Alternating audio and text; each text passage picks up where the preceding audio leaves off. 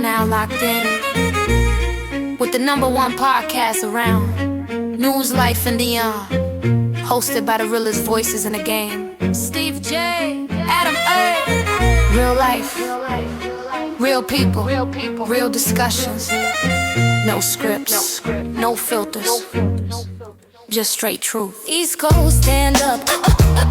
We're breaking stories, speaking facts, and bringing the real voices to the table. Rappers, hustlers, survivors, fighters, everybody got a story. All right, welcome to News, Life, and Beyond. Steve J here. Adam A. Today we got a special guest, Ian Bick from Locked In Podcast. I just sat with him, did a whole interview, and went through some things in my life. For those of you that don't know, Ian Bick is a young kid. Well, as a young kid, he went to jail, federal jail for fraud, right? Yeah. Fraud. Yet, actually, why don't you let him tell you? Well, thanks for having me, guys, and thanks for the awesome merch. Thanks for coming. Yeah, well, thanks for coming to me. I appreciate you guys making the trip out here to do my show and spend the day over here. It's cool what you guys got going on. Yeah. But yeah, I went to federal prison for 3 years for wire fraud and money laundering. I actually went to trial when I was 19 years old. Lost at trial. It's hard to take the feds to trial. Mm-hmm. And got sentenced to 3 years at federal prison when I was 21 years old. And did about 27 months inside. And then got out in 2019 and did a year on house arrest and another 3 years of supervised release. So yeah, that's why I went to prison. Excellent.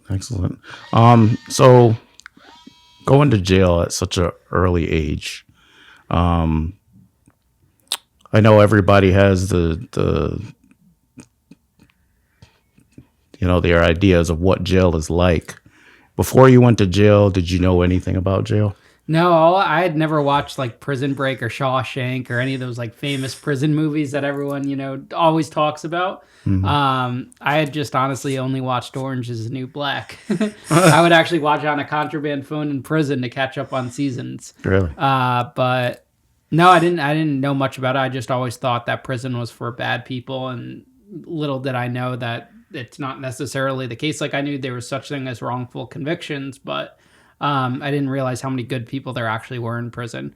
But I thought about, like that there was prison rapes, like the old saying, don't drop the soap, and gangs and all of that. But I didn't know how kind of intricate or what the politics were actually like. I went in very, young, naive, and dumb about the situation. Yeah, that had to be scary, right? Yeah, it was definitely scary. I mean, everyone thought I was a sex offender in prison. Mm-hmm. They called me a chomo. I didn't know anything about paperwork, showing your paperwork, or anything like that. So that part was definitely very tough to navigate. That's something that's different in state jails. You don't have to do that. Oh, you don't have to show paperwork? No. Oh, no. Wow. I mean, eventually, if you're a child molester, usually it gets around the jail. Usually the COs will be the one to tell, the other inmates and stuff. And, then you got to deal with it. But other than that, no, nobody really asks for paperwork or anything unless you get into a block and, somebody says you're a snitch or something. And then you got to try to prove it, that you're not or whatever. But for the most part, no. Yeah, that's a good system. I'd rather have that in the feds than the way that they were doing it back then. I think now they're a lot stricter on paperwork, like the prison officials, not wanting like paperwork to be a thing because of all the problems it causes. Yeah. Oh, yeah, definitely. Yeah. So you not being a street kid, what made you think you could do the street stuff? I mean, I didn't even really think that I could do street stuff. I think I got caught up in it, very accidentally, because I was in the nightclub business and the concert promotion business. And I was dealing with large amounts of money. And my biggest issue, what led to me going to prison, was that I lied about losses. I should have just been honest about it. So it's not like I was running around with guns or dealing drugs and doing stick-ups and robberies, even though that sounds pretty cool. My case was just about, losing money, lying about the money. And you never want to mix lying and money together. It's never a good recipe for success. But, in prison, I definitely wasn't that street type to survive. I thought outside the box to survive and kind of navigate the system. Hmm. Speaking of drugs, and you're doing street stuff or whatever, you mentioned that you sold weed at one time. and actually started to make a little bit of money off of it. What made you decide to stop? No, that was a very short hiatus. That was that was like a summer.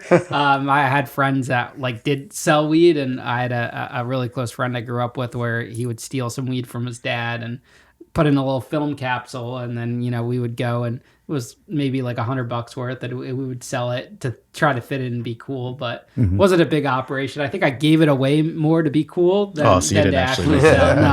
No, maybe I made like a couple $100 because it was free weed, but I made more money. I started a candy business in middle school, selling candy and energy drinks and gum out of my backpack. My dad would drop me off in the morning, and there was a CVS next door to the middle school. Walk over there, stock up on the place, and then I would go and put it or sell it out of my backpack in school. So I'd make money doing that, and then in high school I made money doing the teen parties. I would rent a local nightclub, charge $10 to get in, and do a teen party, which was really interesting. I'd make like 10 grand a night in high school doing that, which was crazy. That's awesome. It's a lot for a high school kid. Yeah, it was really entertaining and interesting. Yeah, what gave you that idea? So I started this like fight for the homeless thing, selling wristbands for $1 a piece, as a community change project because I had gotten into some trouble vandalizing cars in our neighborhood, got sentenced to community service. So I came up with this idea to sell these bracelets for $1 a piece. And then that led to me doing a school dance. And when I did the school dance, I realized you could actually make money selling a ticket, and kids were looking for somewhere to go. So I started renting out these local clubs. It was called Tuxedo Junction at the time. And we did a teen party, charged like $10-15 to get in. We did like a Halloween rave, everyone dressed up in their Halloween costume. We did the Christmas rave. We did the paint parties, all of those things. We made really good money at a really young age. Nice. Did you have any problems with security and stuff like that? Because we had a teen club in our town one time that they opened up, and every time they would try to do something like that, it would be a lot of fights and shootings and stuff, and they'd end up closing it right back down again. Yeah, we never had any like violence or issues like that, but you would always have the kids that came drunk. Yeah. And then the kids have to go to the hospital, and the parents like, you served alcohol inside, but meanwhile the kids are in the parking lot, downing nips and stuff, telling their mom or dad they're at the movies when they're at the club. The club had a bad reputation at the time, anyways, for underage drinking and whatnot. Yeah. So that would be a reoccurring thing. Do you did you learn anything that you use from being in jail that you use on your podcast other than your story? I would say definitely, like the discipline and routine aspect of prison, like falling into a routine and sticking with it.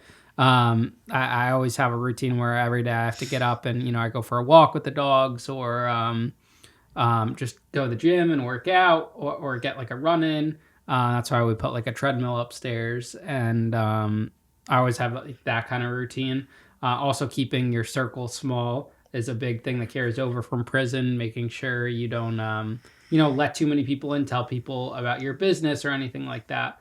So I stay private in that sense. Even though I'm very public on social media, there's certain things that stay private, like behind the scenes and whatnot. And just who I hang around, I stay private with that. Yeah, that's a good thing. That's a good thing. Yeah. So, did you think your podcast would get as big as it is? No, I never even thought I was going to get into a podcast. When I got out of prison, I wanted to get back in the nightclub business, where I wanted to turn my story into like a movie or a book like Wolf of Wall Street. I thought that was going to be my success and fame. I saw that. I had no idea it was going to lead to this. I actually worked at Whole Foods for 3 years when I got out of prison. And I did that for 3 years up until the time I quit, when I started making TikToks. And they started getting traction, but I wasn't making any money. So I was doing DoorDash, Uber Eats, had an OnlyFans for a little bit. Was doing whatever I had to do to put food on the table and grind. And then I got monetized on YouTube and Facebook and started to make some money. Made a bunch of bad business decisions along the way while building it with partners and all of these types of deals. And now I've kind of learned, and I'm going on year 4 now of doing this. We just finished year 3. So it's really it's grown, and it's more like a business now than anything. Less a hobby, more like a business. Right. Just straight truth. East Coast, stand up. We're breaking stories, speaking facts, and bringing the real voices to the table. Rappers, hustlers, survivors, fighters. Everybody got a story, and we're telling it right here. While other buck can't talk, we live it. While other buck can't follow, we lead. And yeah, we taking out all the competitors one episode at a time. This is the movement, this is the culture, this is the voice of the streets. So tap in, lock in, and turn it all the way up, because you're rocking with